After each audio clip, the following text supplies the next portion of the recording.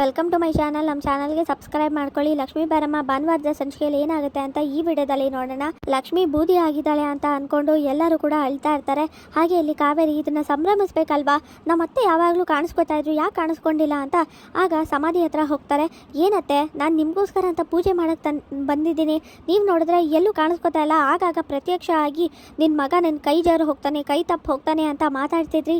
ಈಗ ಬನ್ನಿ ಮಾತಾಡಿ, ನನ್ನ ಮಗ ಎಲ್ಲಿಗೂ ಹೋಗೋದಿಲ್ಲ, ಈ ತಾಯಿ ಬಿಟ್ಟು ಎಲ್ಲಿಗೂ ಹೋಗೋದಕ್ಕೆ ನಾನು ಬಿಡೋದು ಇಲ್ಲ ಅಂತ ಕಾವೇರಿ ಜೋರಾಗಿ ನಗ್ತಾ ಇರ್ತಾಳೆ. ಬನ್ನಿ ಅದೇ ಎಲ್ಲಿದ್ದೀರಾ, ಬೇಗ ಬಂದು ಮಾತಾಡಿ ನನ್ನ ಜೊತೆ, ನನ್ನ ಮುಂದೆ ಕಾಣಿಸ್ಕೊಳ್ಳಿ. ಜೋರಾಗಿ ಕೂಗಾಡ್ತಿದ್ರಲ್ಲ, ನಿನ್ನ ಮಗ ಹೋಗ್ತಾನೆ ಅಂತ ಈಗ ಮಾತಾಡಿ ನೋಡಿ. ಯಾಕಂದರೆ ಇಷ್ಟು ದಿನ ಆ ಇಬ್ಬರು ಹುಡುಗಿರು ನನ್ನ ಮಗನ್ನ ದೂರ ಮಾಡಬೇಕು ಅಂತ ತುಂಬಾ ಪ್ರಯತ್ನ ಪಟ್ಟರು.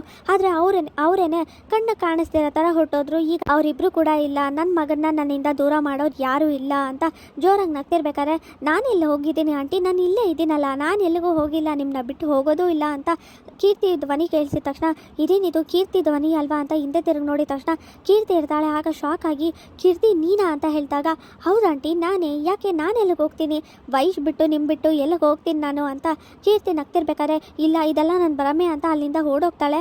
ಕೀರ್ತಿನ ನೋಡ್ತಾ ಕೀರ್ತಿ ಅಲ್ಲೇ ನಿಂತ್ಕೊಂಡು ನಗ್ತಾ ಇರ್ತಾಳೆ. ಹಾಗೆ ಹೋಗ್ತಾ ಇರ್ಬೇಕಾದ್ರೆ ಮಧ್ಯ ರೋಡಲ್ಲಿ ಬೊಂಬೆ ಆಡ್ಸೋರು ಸಿಗ್ತಾರೆ. ನೀನು ಯಾಕೆ ಬಂದಿದ್ಯಾ ಅಂದಾಗ, ನಾನು ಯಾಕೆ ಬಂದಿದ್ದೀನಿ ಅಂತ ಗೊತ್ತಾಗುತ್ತೆ ತಾಯಿ, ಇವತ್ತು ನೀವೇ ನಿಮ್ಮ ಮನೆಯಿಂದ ಸ್ವತಃ ಮನೆಯಿಂದ ಹೊರಗಡೆ ಹೋಗೋಂಥ ಪರಿಸ್ಥಿತಿ ಬರುತ್ತೆ.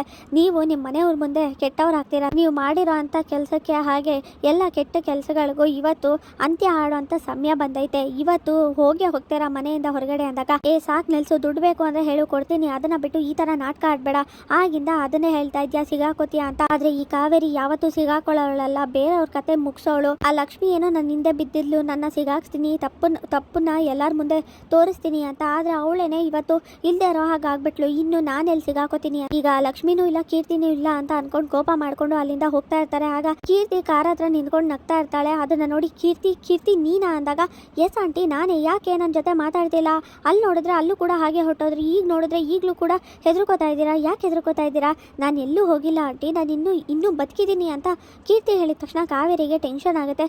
ಏನು ನಡೀತಿದೆ ಇಲ್ಲಿ, ನನಗೆ ಅರ್ಥ ಆಗ್ತಿಲ್ಲ ಅಂತ ಟೆನ್ಷನ್ ಮಾಡ್ಕೊತಿರ್ತಾರೆ. ಇವಳು ಬದುಕಿದ್ದಾಳೆ, ಹಾಗಾದ್ರೆ ಲಕ್ಷ್ಮಿನೂ ಬದುಕಿರ್ಬೋದಾ ಅಂತ ಕಾವೇರಿ ಯೋಚನೆ ಮಾಡ್ತಿರ್ತಾರೆ. ಇಲ್ಲಿಗೆ ಭಾನುವಾರದ ಸಂಚಿಕೆ ವಿಡಿಯೋ ಮುಕ್ತಾಯವಾಗಿದೆ. ಈ ವಿಡಿಯೋ ಇಷ್ಟವಾಗಿದೆ ಲೈಕ್ ಮಾಡಿ, ಶೇರ್ ಮಾಡಿ, ಕಮೆಂಟ್ ಮಾಡಿ, ಹಾಗೆ ಸಬ್ಸ್ಕ್ರೈಬ್ ಮಾಡಿ.